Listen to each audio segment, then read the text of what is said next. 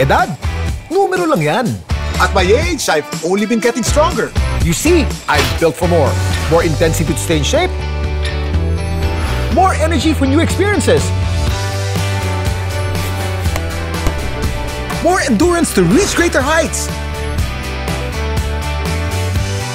And more passion in doing what I love. These days, I live for more. Sante Barley. Mahalagang paalala, ang Sante Barley ay hindi gamot at hindi dapat gamitin panggamot sa anumang uri ng sakit.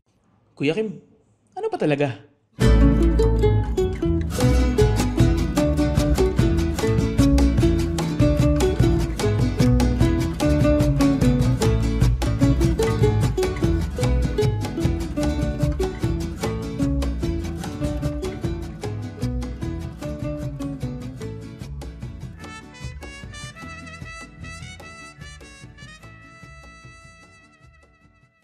Welcome to Ano Ba Talaga with Kuya Kim. This podcast talks about anything under the sun. Lahat po pinag-uusapan natin dito dapat inspired kayo pagkatapos may natutunan kayo, dapat meron tayong audience takeaway. This podcast is brought to you by the Pod Network and Spotify Philippines. Napakarami na nating guest for the past 20 plus episodes. Ang guest natin ngayong araw na to is a man that I truly admire. For the past 15 years, I've been doing endurance racing like marathons. I do Ironman racing as well. Itong taong to is the fastest Pinoy Ironman. So, pag-usapan natin paano siya bumilis ng ganun kabilis, lalong-lalo running era ngayon. My good friend, Ironman, Mervin Santiago. Coach Mervin. Hello, thank you Kuya Kim. Kamusta? Salamat ha. Nandito Yes. ngayon. Thank you rin. Kamusta ano bang huling karera mo, Mervin? Yesterday lang kakatapos ko lang ng gravel race sa Clark. Ito yung Gravelton 120 kilometers na gravel race dito sa Clark. Sa Clark. Yes. Of course, pag sinabing gravel race, kasi meron tayong road racing, parang sa Ironman, no? Yes. And then meron tayong off-road. Ano ang pagkakaiba ng gravel race sa road racing at sa off-road racing para sa mga hindi siklista? Actually, ito yung bagong trend ng cycling community natin. Kasi before, we have road racing, which is sa kalye lang. Then, mountain bike, of course, sa trail. Ito, mix of road and trail. Ito yung gravel. So, more on gravel road, not so technical. Kaya marami nag-enjoy na bagong mga cyclists. Kasi, hindi sila natatakot dun sa course. Kasi, medyo madali lang yung mga obstacle and yung mga trails. So, doable siya dun sa mga beginners natin. Ang ginagamit kasi sa mountain biking, mountain bike. Ano ang pagkakaiba ng gravel bike sa mountain bike? Ito yung parang hybrid na bike ngayon. Combination siya ng, yung gulong natin is not exactly mountain bike tires. Sa mountain bike kasi gumagamit ng knobby tires. Yes. Diba? Medyo knobby tires din to, pero yung ginagamit natin sa road bike, yung drop bar, so, nilagay natin yung wide tires dun sa road bike. So, parang hybrid siya. Ayun. Yes. Kaya parang itsura ng gravel bike, parang road bike, pero ang gulong pang off-road. Yes. Yung sinabi mong hindi masyadong technical, anong ibig sabihin ng hindi masyadong technical compared dun sa technical? Yung technical kasi is more on mga malalaking bato, medyo maputik, sobrang putik. Ito kasi more on gravel road, farm roads, yung tinatawag nating farm roads, yung mga maliliit lang. Farm road o yung fire road, no? Fire road, yes. So, hindi masyadong bako-bako at hindi masyadong delikado. Yes. Kaya ang dami kasi lahat ng kaibigan natin, Mervin, gravel biker na ngayon eh. Yun. So, nanalo ka ng first place, of course. Yes, yesterday, medyo sinuwerte tayo kasi marami talagang nag-compete na from different countries. I think 80 foreigners yung nag-join yesterday dun sa Gravelton. Ang total participant niya is 800. Then, almost 10% is foreigners. So, 10% is foreigners? Yes, 10% So, sikat na pala ang foreigners. Pilipinas ngayon bilang gravel race destination? Yes, kasi maganda yung mga gravel roads natin dito. Bihira lang din magkaroon ng, let's say, kunyari Singapore, wala naman silang masyadong gravel roads doon. Marami talaga tayong na-invite dito ng mga sikat na gravel racers. So overall, ikaw ang champion? Second overall, then first Filipino na nakatapos doon sa race kahapon. Anong time naman ang tinapos mo? I think 4:08, 4:07. And on average, ang normal na tao, ilang oras tinatapos yung 120 kilometers? 120. Usually pag gravel race like yesterday, mga 7 hours, 6 hours. 6 hours. Tapos tinapos mo na 4 hours? Ang tindi mo talaga. Pero, teka muna, simulan natin ang history mo. Paano ka nagsimula at kailan ka nagsimula sa endurance racing? Actually, yung first sport ko is badminton. Badminton? Nag-start ako sa badminton. Parang 10 years ako naglalaro ng badminton. I'm also a varsity player ng UP. UP Diliman. Then, yun nga, cross-training namin is running. Then, nag-introduce sa akin ng bike is yung dad ko. So, syempre, training tayo ng badminton, cross-training, running. Pero sinisingit ko dun yung cycling. Yung cycling dahil enjoy ka lang. Dahil fun siya, no? Yes, talagang siguro, hobby, passion ko talaga yung pagbabike. Passion ko talaga yung pagbabike. And then, kailan ka nagsimula mag-compete as Mervin Santiago? Nag-start ako mag-compete 2011. Nag-start ako sa duathlon. Kasi hindi ako natural swimmer. Nag-enroll lang ako ng PE sa school namin, sa UP. Nag-take ako ng aquathlon class, ng aquatics class. Then, nung natuto na ako mag-swim, sabi ko, try ko kaya mag-triathlon. Para sa mga hindi nakakaalam po, ang duathlon ay ang event kung saan nagbibisikleta at tumatakbo. Yes. So, 2 takbo, 1 bisikleta sa gitna, hindi ba? So, kaya duathlon, 2. Ang triathlon, 3 event na po yan. Meron tayong swimming, and then biking, and then running. So, natuto ka na mag-swim ngayon. Yes, natuto na ako mag-swim. So, sabi ko, parang, well, yung una ko, nag-join ako ng half Ironman sa Kamsur. Kamsur pa nun. Doon ang unang Ironman 70.3. Yes, 2010. So, sabi ko, ano kaya yung Ironman? Yun pala, yun yung long distance triathlon. More than the Olympic distance, which is the standard. Yeah. Sabi ko, gusto ko rin makapag-Ironman in the future. Sabi ko, paano kaya gagawin yun? So, nakita ko, may post na, half Ironman, siguro half Ironman muna. Yeah. So, kasi wala pa namang full Ironman sa Pilipinas noong 2010 Yes, yes. So, Kamsur. Ang half Ironman is a 1.9 kilometer swim followed by a 90 kilometer bike and then followed by 21 kilometer run. Kamsur pa niyan. Kamusta naman ang performance mo the first time you did it? Siyempre, like the first timers, ginol ko lang siyempre is matapos yung race. Pero, siyempre, competitive tayo eh. Manggigigil ka talaga eh. So, parang kaya ko yung bike Nakita ko yung mga other competitors. Na-challenge ako sa bike. Talagang tinodo ko yung bike. Kasi kaya ko to. Tinodo ko yung bike. Then, yun yung unang mga mistakes ng mga first-timer. Todo nila yung bike. All out. Pagdating ng run, kala ko first na ako.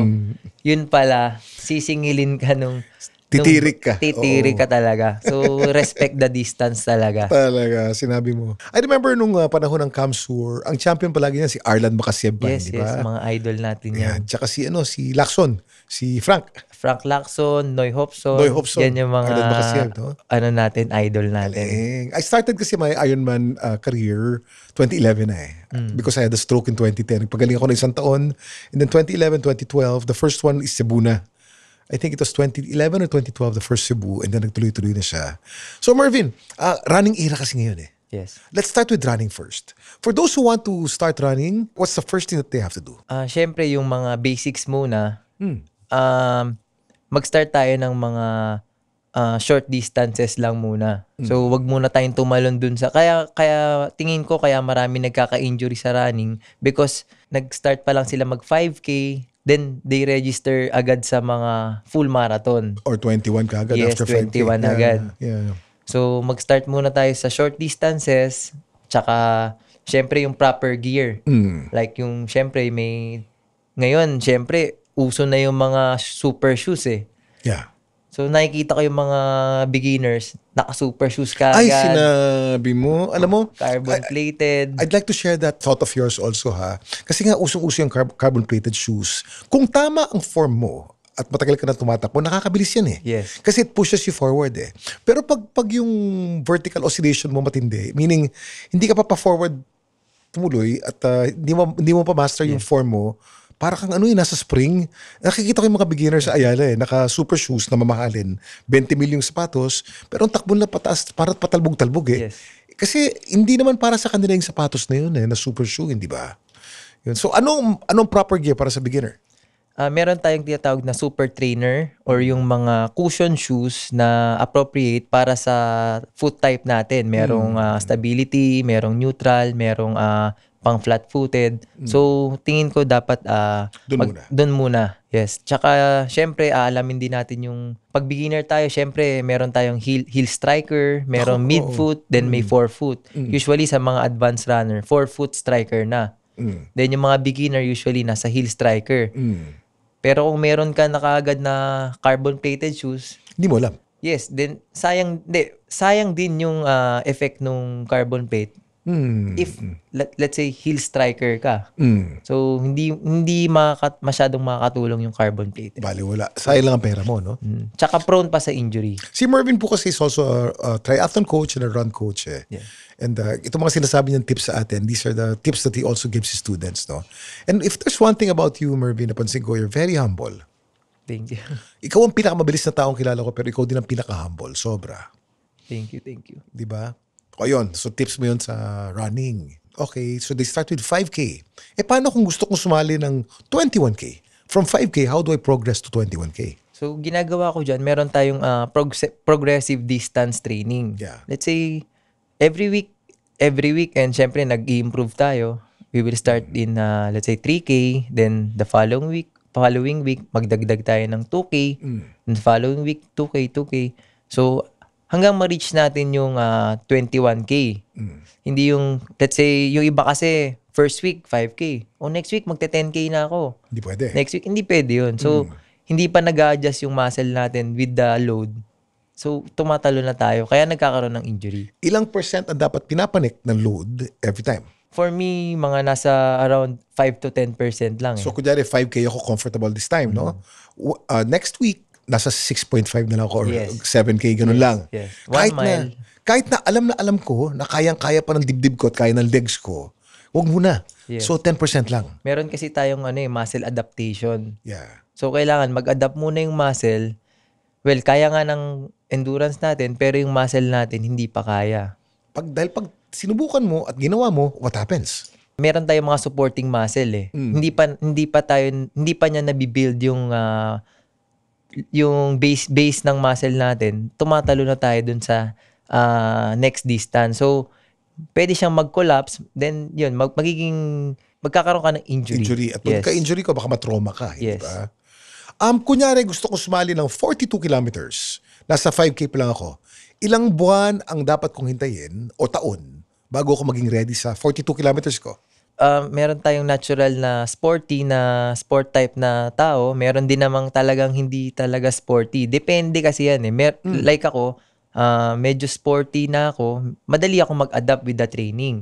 Meron din naman matagal talaga silang maka-adapt dun sa training load.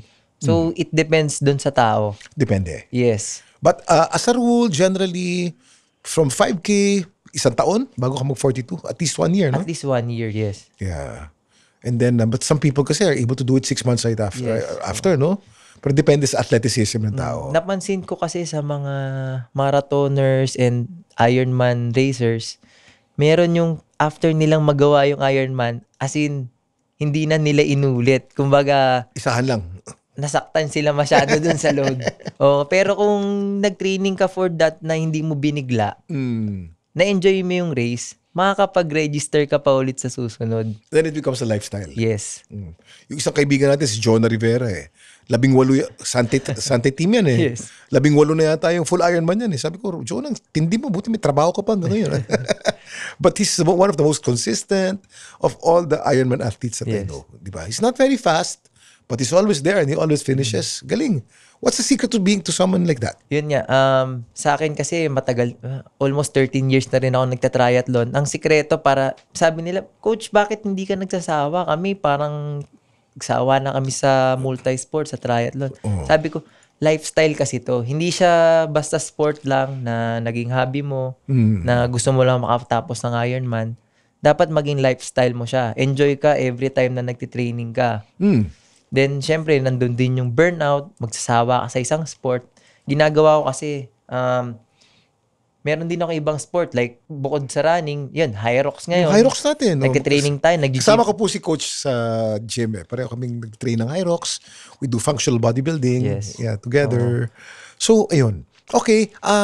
Those who want to start into cycling, kasi gusto ko maging, assuming na gusto ko maging triathlete or Ironman, ano? Okay, marunong na ako tumakbo ngayon. Gusto kong matuto naman magbisikleta. Paano kung gusto kong matuto magbisikleta, hindi ako marunong magbalanse? Pwede ba yon? Maraming nag-start na ngayon na hindi talaga marunong mag-bike. Yun, meron tayong mga coaches, syempre, kung hindi ka pa talaga marunong mag-balance and all. Pero yung mga marunong na mag-balance talaga ng bike, pwede na kayong mag-start dun sa mga entry-level na bikes to try lang. Yun nga, una, duathlon or cycling lang muna. Yung mga looping lang natin, mga 10K, 15K. Sinabi mong entry-level na bike, pwede bang BMX sa Ironman? Sa Ironman, ang required lang is road bike and triathlon bike, tri-bike. Oh. Yes. Pero sa mga fun triathlons, minsan any bike is possible. Any bikes, yung mga local races natin, inaalaw nila kahit fat bike or folding bike, inaalaw nila dun. Basta safe yung bike, walang sira, they allow it. Yeah. So how does a biking program start? How do I start training for bike? Is it time-based? 1 hour a day ba? Or distansya? Paano? Mas maganda yung time-based. Kasi when you say distance, meron 20K pero matindi naman yung elevation. So, aabutin ka rin ng ilang oras. So, time-based muna tayo. Kunyari, yung pang-beginner ko is 30 to 40 minutes. Usually, 40 minutes. Yeah. Then, nagja-jump sila sa 1 hour, 1.5, 2 hours.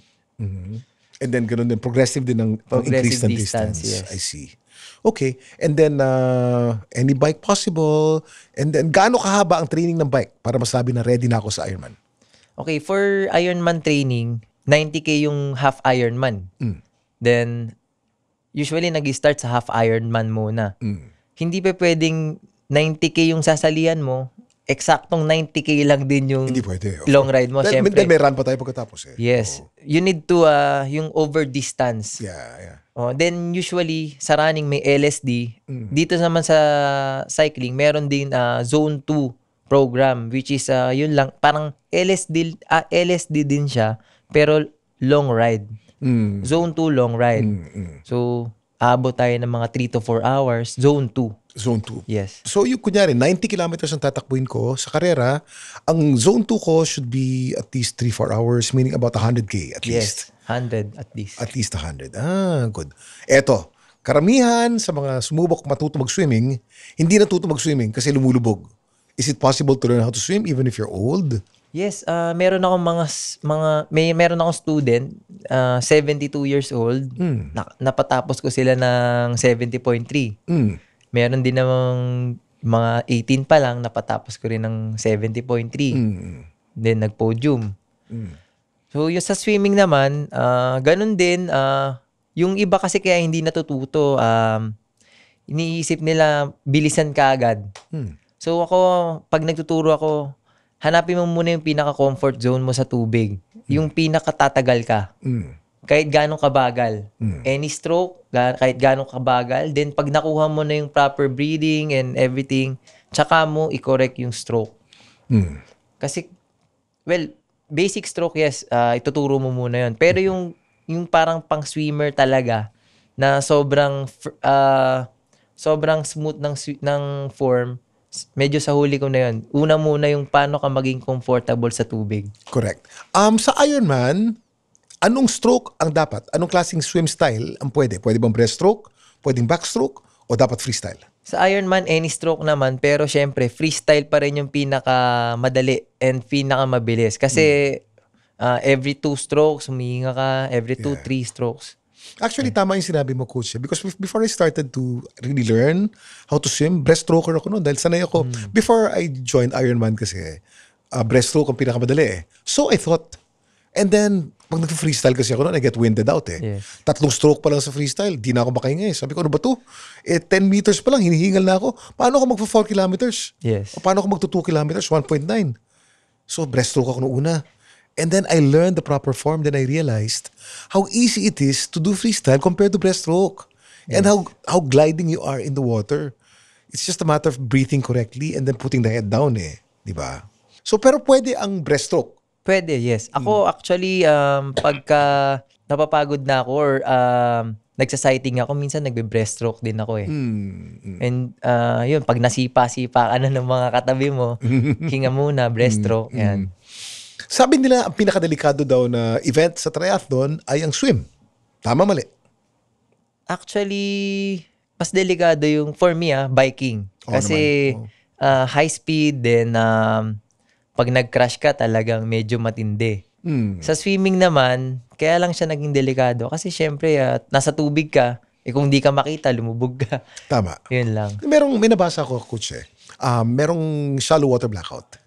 Na, kumbaga, we train a certain pace sa swimming pool. Dahil kontrolado sa swimming pool, nakakatigil tayo, nakakatayo.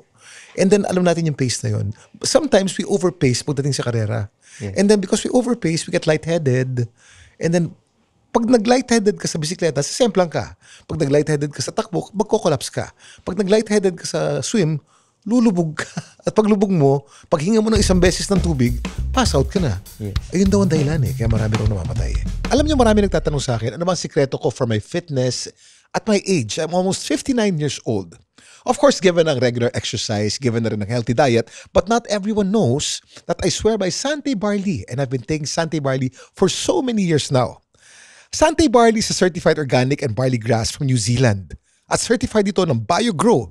It's good for digestion and strengthens your immunity dahil puno ito ng nutrients at antioxidants. That's why I live for more with Sante Barley. Tsaka ako din na-experience ko rin yung ako naman panicking sa tubig. Panicking? Yes. Mervin Santiago, the fastest Filipino Ironman. Oo. Nagpanic? Nahihiya ako pero nagpanic na rin ako sa tubig. Lalo, pagka cold water. Siyempre, nasa-shock ako sa cold water.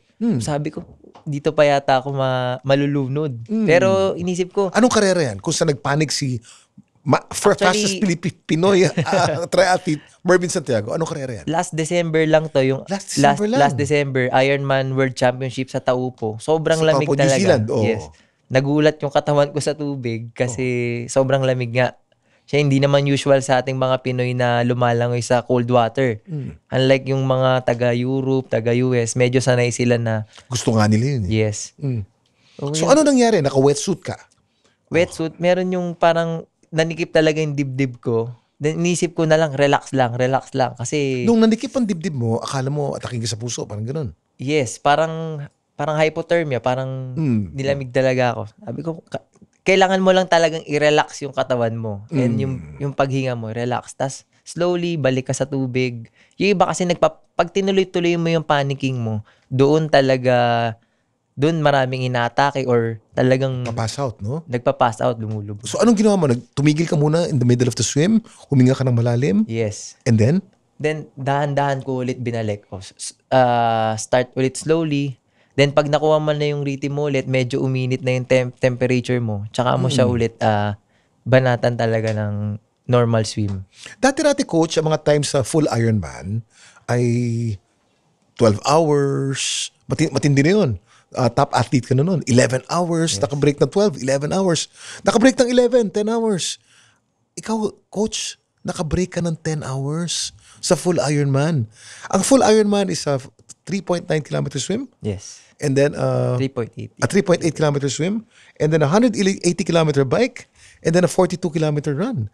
And you finished that in the World Championship ba? Recently lang. Recently? Recently. Yeah. In Hokkaido, Japan. Hokkaido, Japan. What was your time, coach? 9:56. 9:56. So you're the fastest Pinoy talaga. How did you become that fast? Anong ginawa mo? Actually, walang shortcut sa triathlon. Talagang nag-training talaga ako ng sobra para ma-achieve yung time na yon. And hindi rin siya, it's my 7th Ironman bago ako makapag-sub 10. Hindi rin siya madali. So, nag-start ako mga 11, 12 hours. Then, binaba ako ng 10:30, 10:20. Hanggang sa ma-reach ko yung sub 10 hours. Pag sinabi mo nag-training ka ng matindi, what was your training schedule? Yung training ko kasi is sa hindi siya pang professional kasi meron tayong trabaho eh. So yung training ko And ganun din ako mag-coaching para sa mga nagtatrabaho yung program ko. During weekdays, 1 to 2 hours lang yung maximum ko. 1 to 2 hours. Anong ginagawa mo on a Monday? 1 to 2 hours. 1 to 2 hours. Monday is swim day ko yan, recovery. Swim and recovery ko yan, Monday. Then, yun, Tuesday, bike. Wednesday, swim ulit. Then, meron akong break ng Thursday. Then, yun. Ang pinaka-long training ko lang talaga is Saturday and Sunday. Okay, on a Saturday. Ano yung long training mo on a Saturday? Saturday, 5 to 6 hours long ride. Usually, yung mga triathletes, Saturday talaga yung long ride nila. So, 5 to 6 hours ng long bike. Okay, Long bike. pagkatapos ng long bike mo, ano gagawin mo? Then, pagka medyo fresh pa, meron pa tayong break, syempre. May konting run pa tayo. After Konting run, meaning gano'ng kahabang run? 20 to 30 minutes. 20 to 30 minutes. So, Yes. mga 5K lang yan. Yes. Okay. O, paano naman yung Sunday mo? Sunday, usually, long run yan. 2 hours, 2 to 3 hours. That's about 16K to 21K. Yeah. Minimum 16K or 10 miles, minimum. Pag malapit na yung karera, yung peak training day mo, kung saan pinakamahirap, Yun. ano yun? O, sample nung araw na yun. Okay, yung pinaka-peaking week ko, Yung o peak, mahaba na, paano? peak week ko is nag-ride ako ng 200 kilometer. 200 isang araw to, ha? Isang araw, 200K. 200 kilometers, okay. Then, after that, 30 kilometer run. Pagkatapos ng 200 kilometer bike, 30 kilometer run. Yes. So, yung 200 kilometer bike, gaano kahaba mo kinukuha yan? Mga Mga, 6 hours? yeah, Seven. mga 6 hours. And then, pagkatapos ng 6 hours, magsosot ka ngayon ng sapatos mo na pantakbo. Yes, yes. Tatakbo ng 30 kilometers. 30 kilometers. Yung 30 kilometers, mga 2.5, 3 Mga hours. ganun, 2.5 hours. O tapos, pagkatapos nung tapos na. Minsan, nagre-recovery swim pa kami sa hapon. Recovery Pagka may lakas pa. Matindi. Yun talaga yung peak week namin. So, usually, ginagawa namin to dun sa mga Clark or Duvali, ganyan, or Vermosa. You're part of a team, of course. Yes. And your team is? Sante Barley Tri Team. 13 years na ako sa Sante Barley. Then, ngayon, ilo-launch na namin yung, ire-rebrand namin siya. Magiging Sante Atletica na siya. Bakit Sante Atletica? What's the difference? Meron na kasi ngayon, like, yung mga kasama ko before, yung iba, nag-retire na. Yung iba naman, iba na yung hobby. Ito ngayon, mas marami na kaming mga grassroots and mas bata. Mas bata. Yes, mas bata. At saka hindi lamang triathlon ang focus Yes. nitong Sante Atletica. Actually, because although I was part of a team, yung Team Gata nung panahon namin, Yes, it's yes. 12 years ago, I was also part of Sante team eh. I ran and I competed with Sante team in a few races, no? Sa Sante Atletica, sama ulit ako dyan. Meron bang Hyrox team dyan? Siguro magkakaroon tayo kasi ako gusto ko rin eh. Gusto ko rin talagang mag-compete sa Hyrox. Yeah, sarap ng Hyrox, no? Yes. Kakaiba eh. Pero speaking of Sante ha, kasi may nagtatanong dito eh. Sabi niya, Kuya Kim, napanood ko yung video mo, Instagram mo with Tommy Chanko. Parang pareho lang kayo ng edad. Si Tommy kasi palaging trending ngayon yung batang yan eh. Tommy is only 26 or 27 years old and I'm 59. So, thank you very much sinabi mo yan. Ito, the reason why is because of several things. Number one, I never stopped exercising eh. Yes. And then number two, I watch my diet all the time. And part of my diet is healthy supplementation. I've been drinking Sante Barley. Right now, I'm drinking Sante Barley because I believe in the benefits of Sante Barley. Iba naman yung team natin di ba? Aside from the fact that I endorse it, I do not endorse naman something I don't believe in. I believe in Sante Barley talaga. That's the secret po. Kaya mukhang bata po si Kuya Kim. Exercise, good diet, and good supplements like Sante Barley. Yeah. O balik tayo. Sino mga star ng Sante Barley team yan? Ngayon, andyan sila Coach Don Velasco, Si Don. si Coach Ige Lopez. Si Igay ba Sante Barley na rin? Yes, yes. Si Igay kasi is my running coach. When I started running, it was Coach Igay. Coach Ani. Si Ani. Oh, yung mga national team natin, kay Burgos. Lahat ng mga stars pala yes, nasa mga team na Philippine team natin ngayon. Sante Barley. Okay, if there's anyone who wants to get into Ironman training, anong advice mo? Yun nga, mag-start tayo sa short distance bago tayo pumunta sa long distance. Then, kumuha tayo ng proper program. Syempre, kumuha tayo ng coach natin. Actually, hindi naman porket sikat yung coach, yun ang kukunin natin. Depende rin yan eh. merong coach na swak sa lifestyle mo eh. Merong coach na Tama. Merong coach na gusto lang, may mga student na hardcore talaga. Doon ka sa hardcore na coach na bibigyan ka talaga ng matitinding program. Sasaktan ka. Yes, meron naman na coach na gusto yung medyo binibaby ka, medyo Banjing lang. yes, oo. Lifestyle. Depende sa kung ano talaga yung athlete. Meron naman na gusto laging techie, may ganun eh. Totoo yan. Merong- I'll give an example of my coach, si Coach Ige. Yes. Si Coach Ige kasi talagang siya yung run coach ko. Try coach ko talaga si Ige. Si Ige kasi, pag ang gusto mo, lifestyle, enjoy ka lang, hindi si Ige yun. Masasaktan ka kay Ige. Yes, kilala ko si coach talaga. Pero kung gusto mong bumilis at gusto mong mag-podium, ay nako, Ige is the man. Yes. So tama yan namimili. And then another example of Ige and the other coaches, no? Nauso kasi yung mga techie, you mentioned din, Yes. mga techie athletes. Lahat gusto tech-driven Lahat dapat data. Ako, I'm not a data guy I like the feeling of knowing my zone without even looking at my heart rate monitor. Yes, by feel. By feel, because ang totoong atleta, dapat feel mo ang katawan mo Yes. That's part of the skill Noong unang panahon ba may mga ganyan? Wala naman Wala Of course, tech helps, data helps. But there are different kinds of athletes depending on likes, no? But I like the feel more than data So Ige is my guy because Ige trains you how to feel talaga Kaya yun talaga. Depende talaga sa athlete yan. What kind of a coach are you? Ako siguro, before, rin ako, by feel din ako Kasi nag-start tayo, old school din tayo Pero ngayon, syempre, ina-adapt natin yung bagong tech. Meron na tayong power base, heart rate base, Yeah. VO2 max, lactate. Marami na Si Coach Don Velasco nga, paduduguin ka pa Kukunan ka pa ng dugo habang nag-training ka.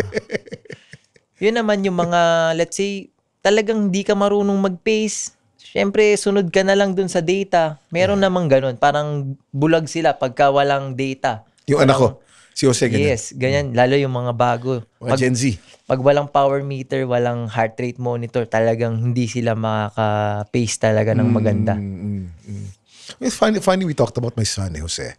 Si Coach din po kasi, si Coach is the best bike fitter in the Philippines. If you want to have a bike fit, meron kayong bagong bisikleta, fit, I'd say that's about 50% of the game Pag tama ang fit mo sa bisikleta, mabilis ka. Yes. Kahit anong ganda ng bisikleta at anong bike fit mo, pag pangit ang fit mo, ang bagal mo, na-injure ka pa. Yes. But si Coach Marvin kasi fit my son. And then I remember, Jose told me, before he started his triathlon career, Papa, when I was growing up, I told myself I don't want to be like my papa. And then now, I just see myself becoming more and more and more like you. Well, son, sabi ko, it's called genetics. Whether you like it or not, magiging pareho mo ako But he has developed a passion for triathlon. And then, his time now sa 70.3, using the bike na finit mo sa kanya, is about 5 hours na. Bihira ang Pilipino nakaka-sub 5 Alam mo naman yun, baka sub 6 ka lang, malaking bagay na Sub 6 lang, sobrang fulfilling na. Maybe that's about 3% already of the field Sub 5, muntik na, malapit na. 5 hours and 14 minutes sa Ironman New York. Yan yung mas nakakagigil ulit mag-register kasi hindi, konti na lang Sabi, ang nasa utak kasi ng mga ganun, parang, kung hindi ako uminom doon sa isang station, nakuha ko na 14 seconds na yun O kaya, isang water station lang. isang water station lang yun O kaya yung, huminga ako ng 2 beses doon sa transition, kung di ako huminga ng 2 beses doon, pwede na yun tinapos ko na yun But I'd like to say that the most exciting years of my life were the times of triathlon talaga. Triathlon has taught me so many things in life, how to pace my life. I met so many good friends. The closest friends I have now in my life are the friends that I made in triathlon. Well, Joey Marcelo, the owner of Sante Bardi, is one of them. And many others. Kaya talagang malaki ang utang na loob ko sa triathlon. Yeah. Sa tingin mo, pababa na ba ang hilig ng tao sa triathlon ngayon, sa Ironman? O pareho pa rin? O tataas pa? Tingin ko tataas pa kasi running era na. Next into running is magbabike sila. Yung mga cyclist natin na nagduduwatlon na bike run, syempre mapupunta yun sa triathlon. Nakikita ko yung transition nila kasi I'm a bike fitter. Nakikita ko dumadami yung mga nagpapa-bike fit. Yeah. And naniniwala na sila dun sa mga new tech ngayon kaya maganda. So talagang tsaka into sport na lahat ng, actually sobrang dami na into sport ngayon. Kaya tingin ko mas dadami pa. Alam mo, tama yung observation mo, Mervin eh. Kasi bago na uso ang triathlon, nagka-running boom din kay Rio, naalala mo? Yes. 2007, 2008, nauso yung Run Rio. And then mamaya, nagbibisikleta na, nagkaroon ng tri-boom. Baka it comes in cycles, ano? Yes, bumabalik din siya. Yung mga tri-bikes ngayon, dumadami na ulit. Kasi kami yung mga kapansin niya, yung mga into cycling business and triathlon business. So ngayon, yung mga tri-bikes ngayon, medyo saleable na talaga. Unlike before na parang binibenta na lahat ng tri-bikes. Ang triathlon ba ay para sa mayamang tao? Actually, mahal yung gamit niya. Pero actually, it's a one-time investment. Pagka nakabili ka na ng bike mo, ng swim gear, run gear, tatagal siya. It will last for 5-10 years. Basta hindi ka lang talaga ma-upgrade sa gamit, tatagal naman siya. Ang race fee, magkano ang race fee? Nagtaas na ngayon yung race fee compared before na way back to 2010, 2011. Tumaas na talaga yung registration ngayon. Pero meron pa rin naman tayo mga for starters, yung mga short distances na mura pa rin sila. So siguro kung meron kang 1 or 2 times a year na talagang half Ironman, pwede mo naman siyang pag-ipunan. Mervin, kung meron kang advice doon sa mga gustong magsimula sa career at gusto maging pareho mo, ano gusto mo sabihin sa kanila? Make it a lifestyle lang. So, para tumagal kayo dun sa sport and dapat enjoy nyo yung every training.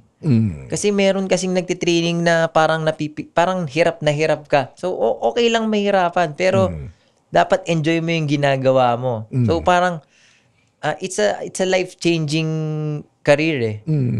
Kagaya ko, before, ang sport ko, puyatan. Medyo, sabi ko parang, hindi na healthy. So, yun, nag-transition ako. Gigising ako maaga, matutulog ako maaga. Then, takbo. Tsaka, naging ko siya eh.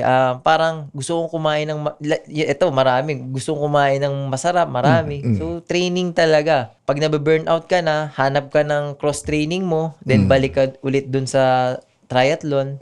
Hindi naman masama mag-switch ng sport eh. Basta ine-enjoy mo lang yung sport. Make it a lifestyle.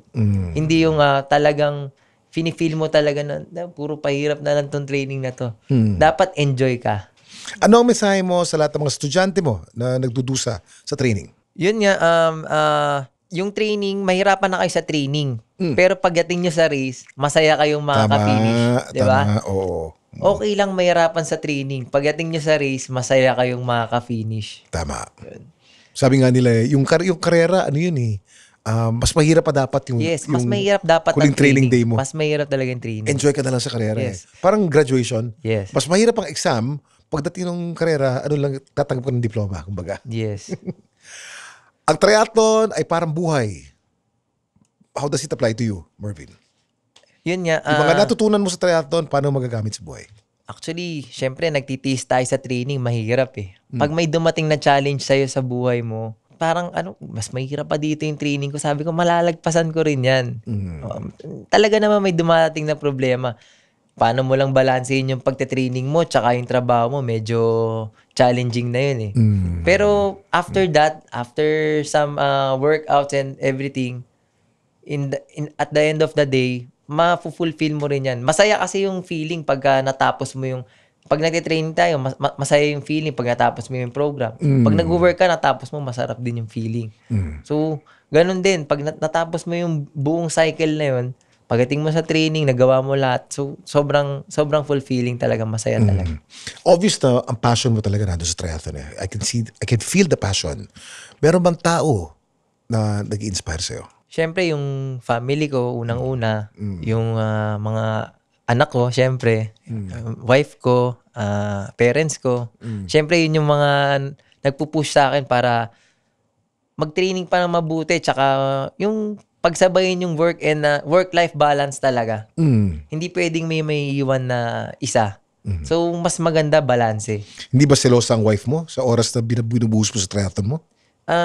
Ang kailangan lang talaga maintindihan ng wife mo na ito yung passion mo, tsaka kailangan may time ka rin sa kanila. Hindi dapat mag-sacrifice yung family time mo dun sa work and hobby mo. Mahal na mahal mo ang triathlon sobra. Papipiliin ka. Merong isang genie. Pumili ka ng isa. Misis mo o triathlon? Hindi na pinag-iisipan yun. Siyempre, family first tayo. Family first tayo. Siyempre. Magugulat ka, may sasagot ng triathlon eh. Uy, naiiyak si Mrs.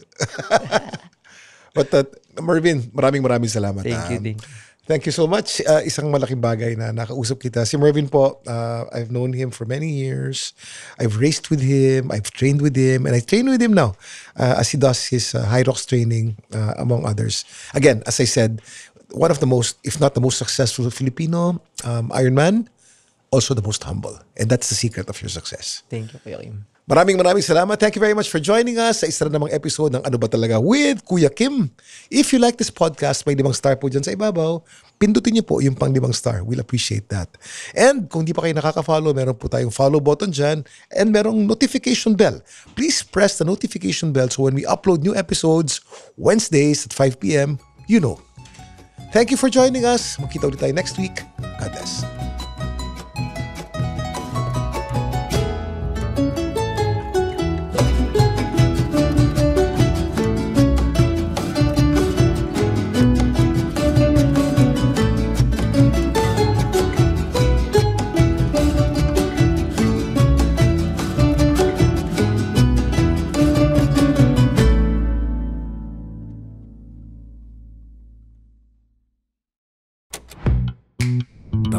Network Entertainment.